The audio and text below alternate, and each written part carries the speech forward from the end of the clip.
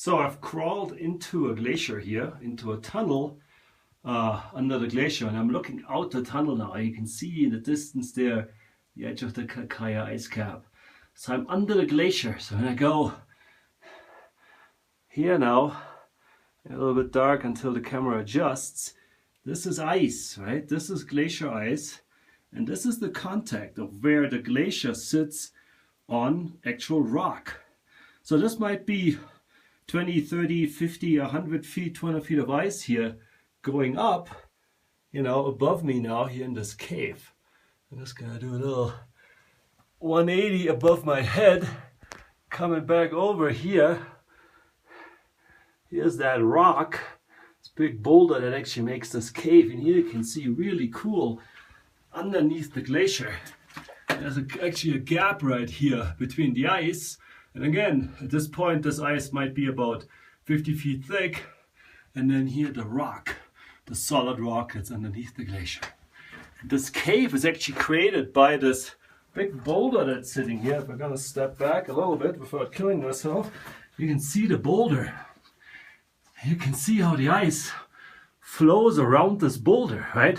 Plastic deformation, the ice flowing plastically around this boulder. Really, really, really cool. And then let's look at this edge of this boulder. Let's go a little bit in here, right?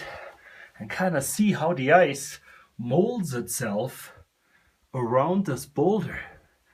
And at the same time, the flowing ice is scraping little dirt particles off this boulder and drags it along. You can see this beautifully right here.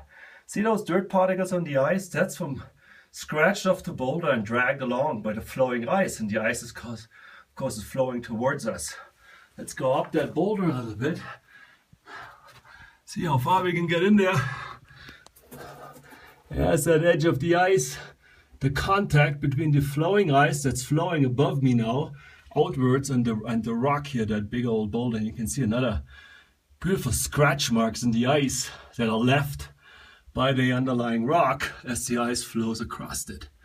So, absolutely cool. Going under a glacier is just one of the most fun things you can possibly do. I'm gonna go back in here, look at this once more, right? Super cool how the ice molds itself to the underlying rock. And then, here's our rock, sort of stuck.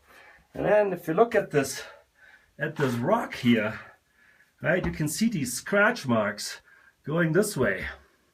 So the ice was flowing across this rock, as I'm showing with my finger,